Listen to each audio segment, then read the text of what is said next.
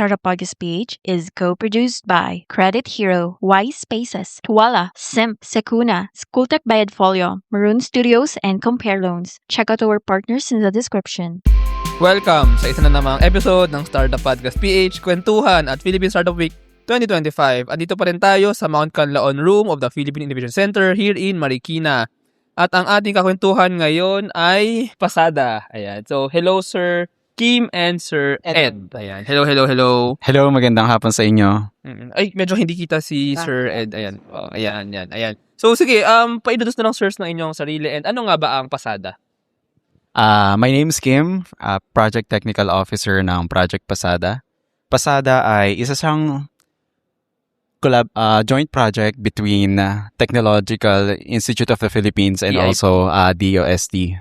This project is funded by DOST PSURD.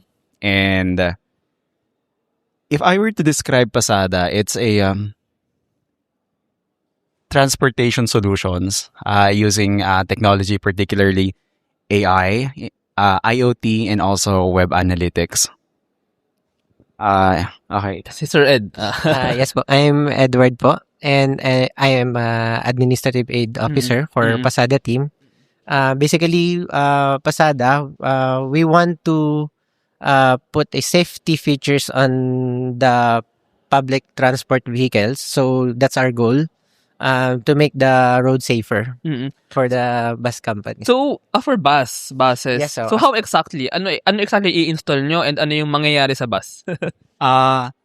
Yung device na na-develop namin ay isa para siyang rear view mirror. It's intended to replace the rear view mirror. Ngayon kasi ang target na market namin ay bus companies. The big buses or the e-jeep? Or the big bus? Big buses, yung talagang provincial buses. Yeah. And asan yung rear view mirror nila? Sorry. Yung nasa yung sa kita sa harap? Yung sa harap na kita yung sa likod. Okay. Kasi hindi ko napansin sa mga bus yun. Meron, ang alam ko side mirror lang eh. Pero meron nga mga rear view. Meron doon. Oo nga eh. Okay, sige. Kaya ganun yung naging design niya kasi ang nangyayari kapag nalaman ng mga drivers na namomonitor sila, parang alam mo yun, nagiging uncomfortable sila because somebody is watching. We want the design to be subtle para normal pa rin yung kilos sa galon na, and then hindi nila ma-feel na someone is monitoring them. Still filling out loan applications for your business?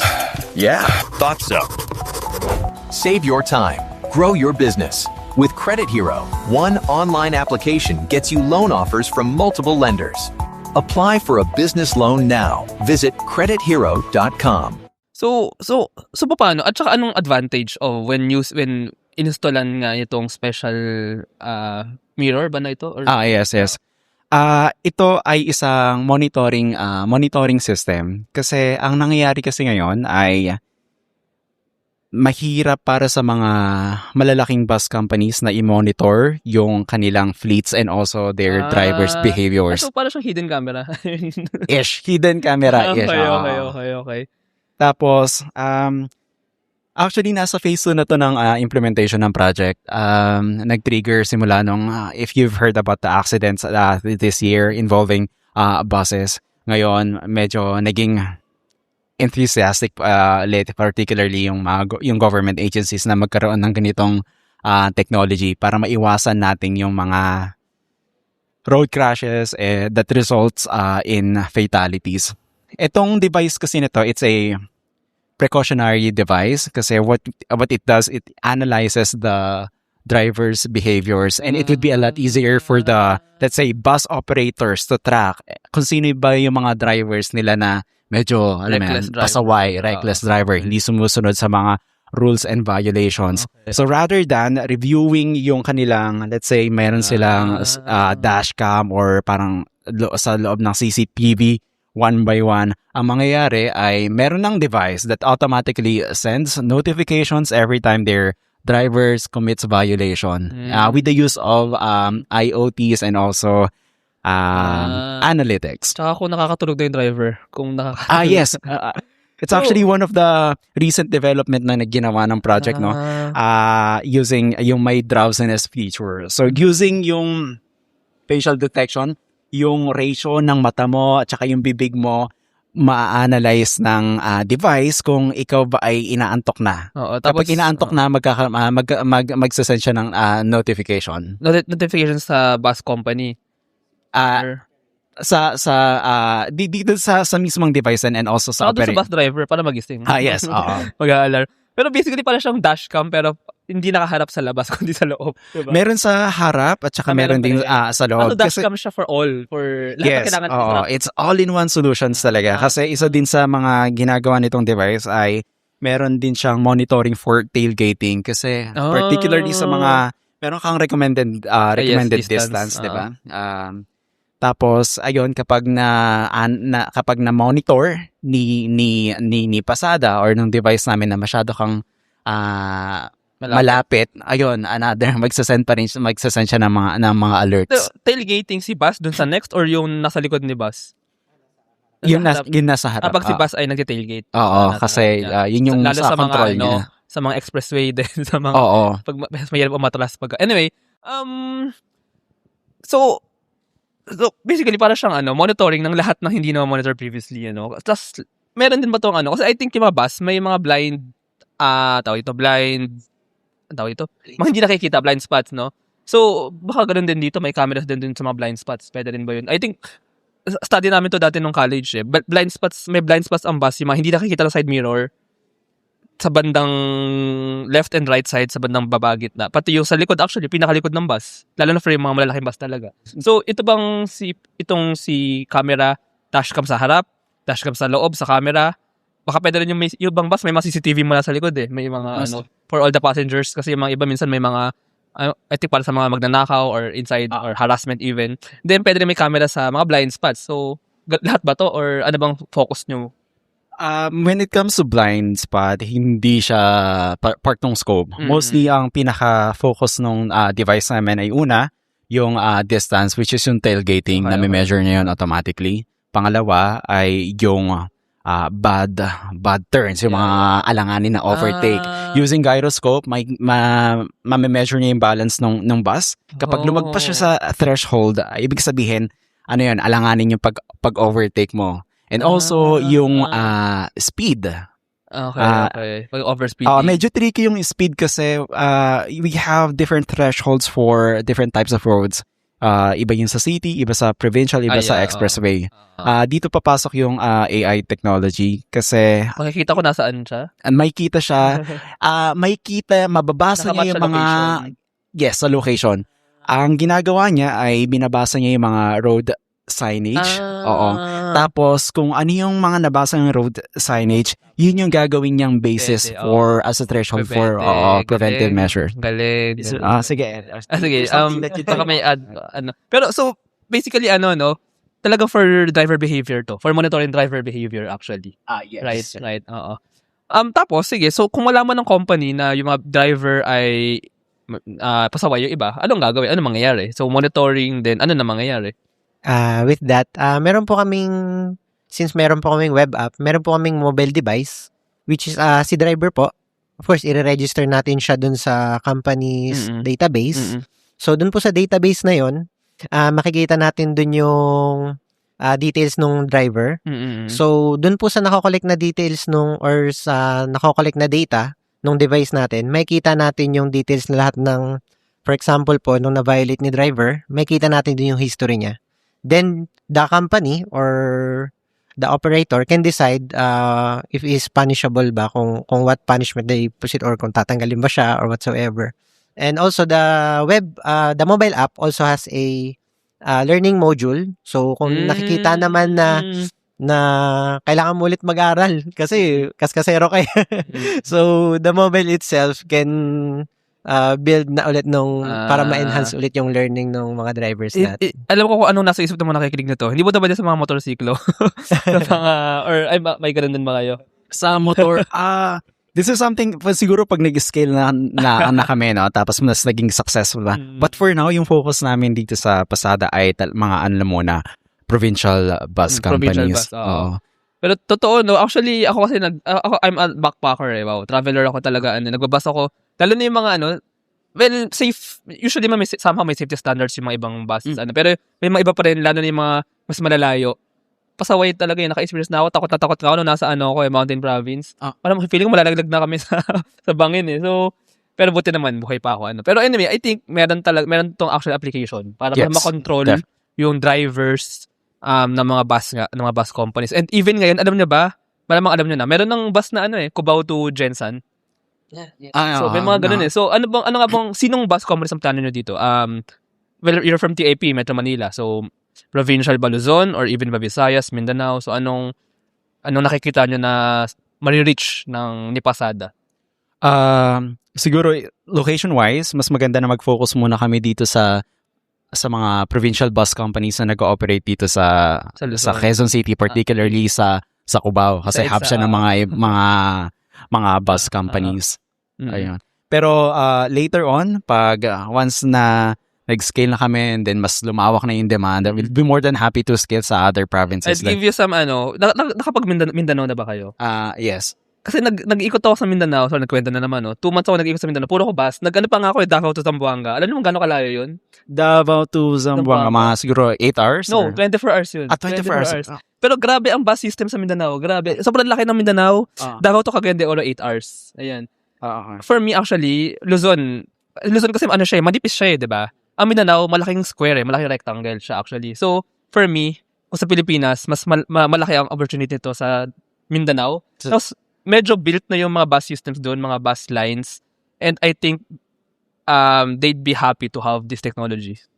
And lalo na marami doon na pag gabi, medyo unsafe, known na unsafe. So, I think malaki ang chance ito sa Mindanao. And ako, nagpupunta akong Cebu, nagpupunta akong Iloilo. Nakabus lang ako. Yung mga Roro.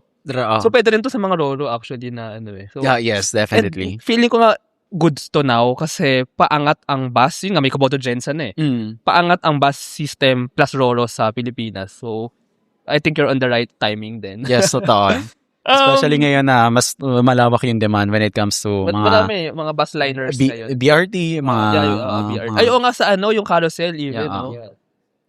Diyan, pasabay sa mga carousel yung mga ayoko na. Anyway. Trust the digital future with Twala.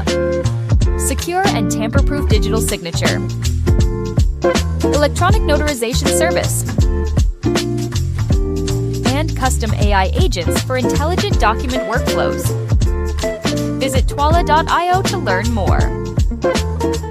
In today's digital world, your organization needs more than just technology. It needs a strategic partner.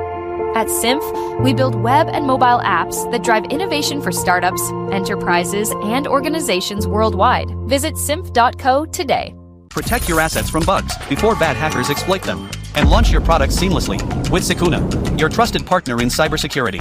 Receive reports in real time and work with security experts to find bugs in your products before others do. Let's make your security our priority. Sige, so as a startup naman, so paano ito nag-start? And can you share ang inyong background sa TIP? So paano nagsimula itong startup? Or this came from a research ba? Or project ba? So paano siya nabuo talaga? And ano yung parang kwento? Paano na ideate, development, and even yung marketing to bus companies? Ayun. Okay. Yung pinaka-brainchild nitong project ay si Doc June Felizardo, who's currently the Vice Chancellor for Academic Affairs ng TIP.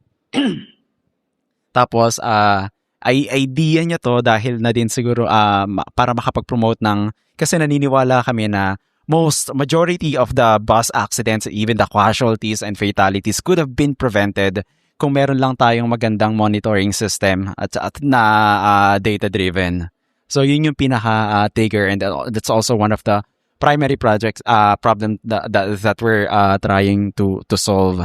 Tapos yung next question mo naman, bakit mga sa product development? Sa product development. Okay, actually initially ang target na customer nitong Pasada ay mga tracking companies. Yes, doon talaga yun talaga yung mga nagkaroon ng demand. Pero during our problem validation phase, we've identified na una, medyo challenging sa tracking kasi karamihan pala ng mga trucks ay walang aircon.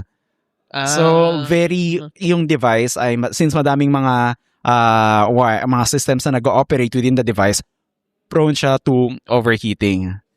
Tapos, kaya din, nagtry din nagkaroon din ng attempt sa mga city buses, pero hindi ganun kalaki yung demand kasi, alam mo, traffic, so hindi mo problema yung overspeeding. Tailgating, bumper to bumper naman talaga dito sa city, alam mo yan? So yung demand talaga ay nasa mga provincial buses. Ayan, sila yung medyo, nagpapagandahan sila ng mga competitive sila sa mga buses nila, sa mga fleets, di ba? Palinisan, palamigan. So, ayun. Marketing din yan. Yung mga, may mga bago, yung mga Joy Bus, meron from Cubao to Baler, or yung mga Victory Liner na bago. May market nila yung pwede ko humiga. Di ba? So, marketable din yung ito, yung it's safe. Because our drivers are well-behaved because may monitoring din sila for the behaviors of the driver. So, that's it can also be a marketing strategy for them. That's a very good point. Kapag alam ng mga customers mo, it's something that it's something that can be promoted by the bus companies na mas safe yung mga buses namin because we have these we've integrated this in this technology into our bus fleets. What are the challenges nung ginagawa nyo to? Maybe on the development side and maybe on the business side. So, ano yung mga na-face nyo na challenges? And how did you overcome those? Wow. Siguro, sige, I'll give the chance. Sige, Sir Ed. Kung sa developing side, initially, nag-focus muna kami kung paano may integrate yung device. Yung mga features na like GPS, the monitoring. Siguro may mga minor problems lang kami in terms of technological difficulties din. Yes. So, unang-una, nagkaroon kami ng problem, of course, yung accuracy. So, dun sa accuracy kasi, medyo mahirap siyang ma-hit yung goals mo kasi kailangan, syempre, since ilo-launch natin to for the drivers and for the safety, of course, with the passenger. So, yung accuracy yung kinukuha natin doon. So, yun yung mga challenges namin before. Pero, all throughout naman, we're succeeding on those part.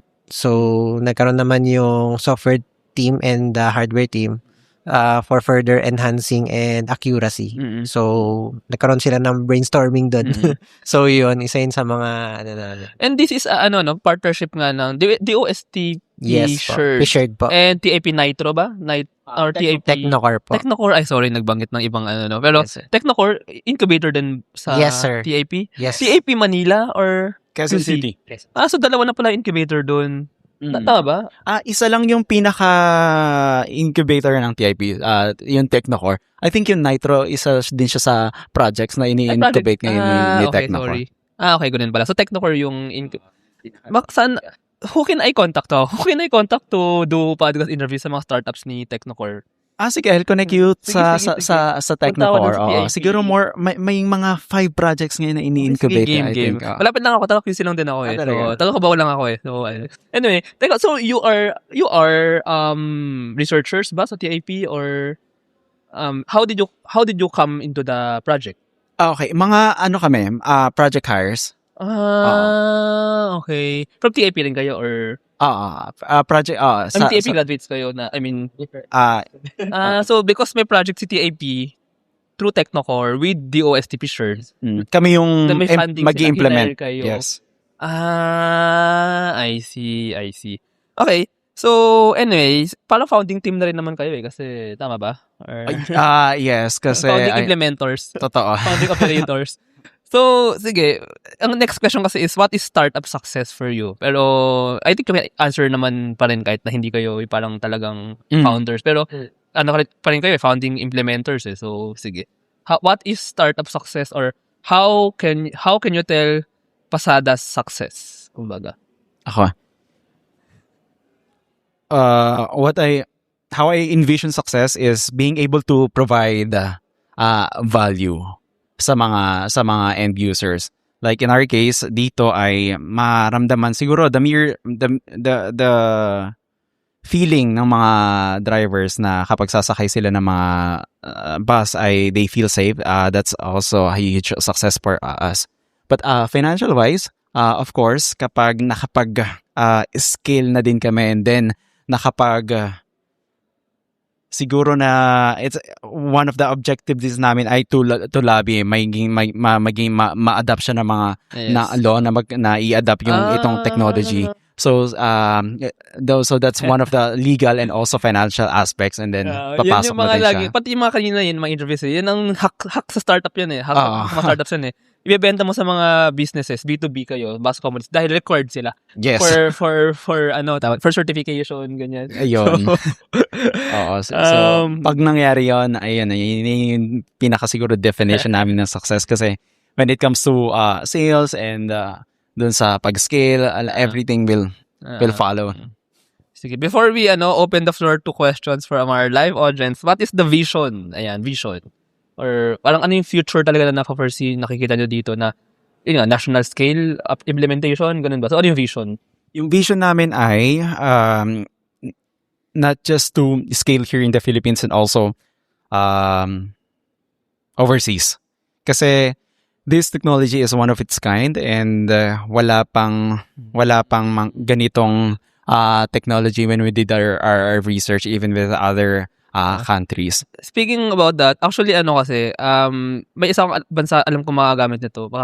And I think partner ata ng TIP, or not sure, hindi ata TIP.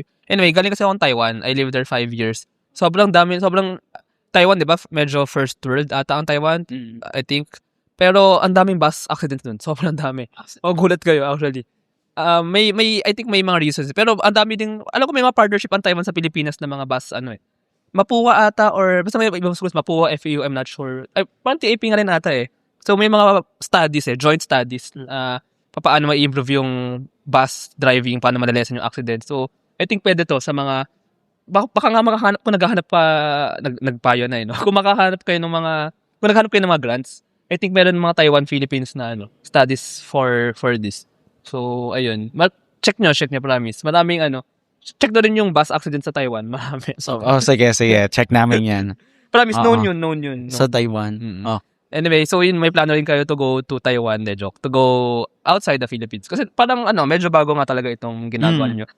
And that's the good thing na with R&D technology, So, talagang bago. Totoo. Education is evolving, and so are we. Introducing School Tech by Edfolio, your all-in-one school management solution. Built for schools of all sizes, School Tech bridges the gap between school and learning management. Driven by passion, School Tech makes educational technology accessible, affordable, and easy to use for schools everywhere. With an integrated approach, School Tech simplifies management across different departments and enhances efficiency in operations. School Tech transforms the way schools manage, teach, and learn. School Tech, taking school management solutions to the next level.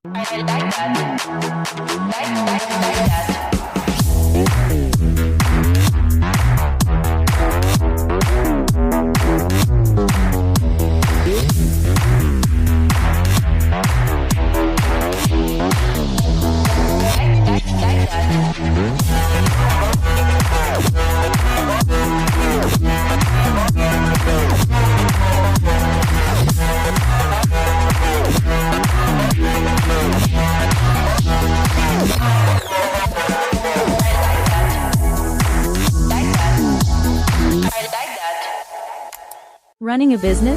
Make it smarter with Red Circle Global. Streamline operations, boost productivity, and manage everything in one powerful ERP system. Book your free business demo today at redcircleglobal.com. Guided by one of our top experts. Sige, baka may questions tayo from the audience. Sige.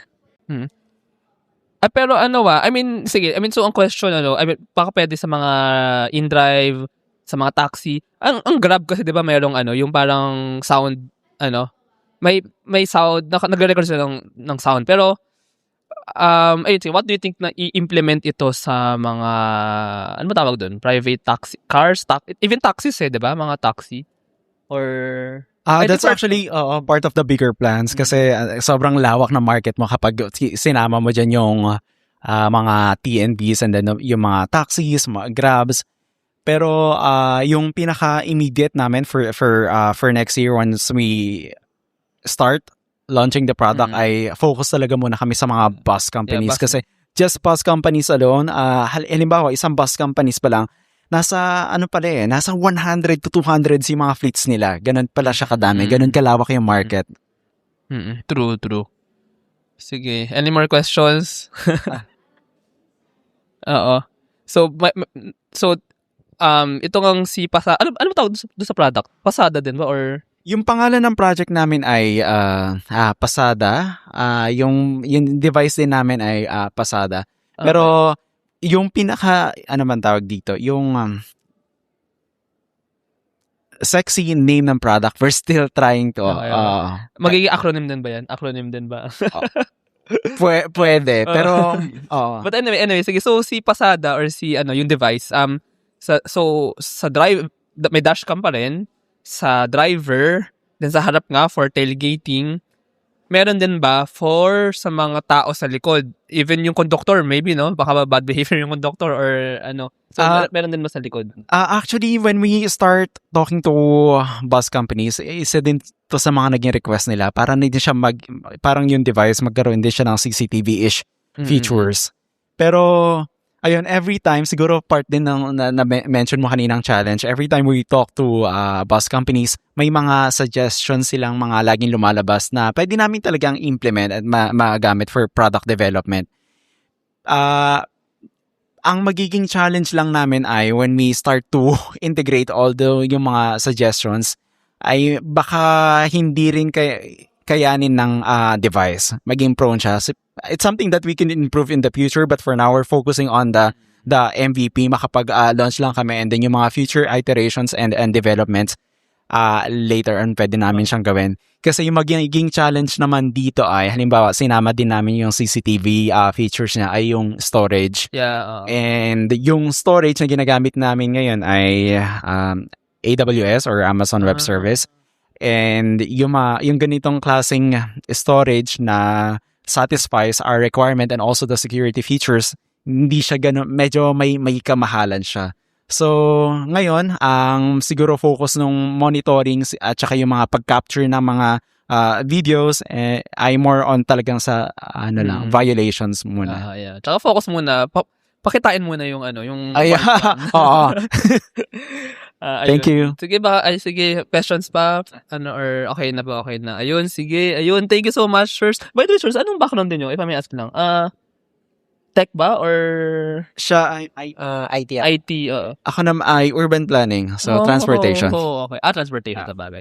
Ayun. Sige, sir. Thank you. Thank you. Thank you, Sir. Ayun, thank you. Thank you very much to our 64 patrons. This episode is super powered by AskLex PH Academy, our official e-learning partner. Get certifications on Lean Six Sigma, project management, data science, and more. Architect Space Solutions. Architect provides ground station services, space data analytics, and technology supplies while partnering with government, academia, and industry to grow the Philippines' role in the global space ecosystem. DVCO Technologies Incorporated. IT Solutions specializing in software development, blockchain smart contracts, digital wallets, and cybersecurity. NutriCoach. Personalized nutrition and weight loss programs for you. Argum AI. Make smarter decisions by presenting both sides of an issue as argued by two distinct AI models. Pixel by ePlayment. Turn content into opportunity, grow deeper connections, and earn more. Only with Pixel. Sign up at pixel.eplayment.co. School of Profits. Filipino community for aspiring freelancers, VAs, agency builders, and online earners. Built to help you start, grow, and earn online together.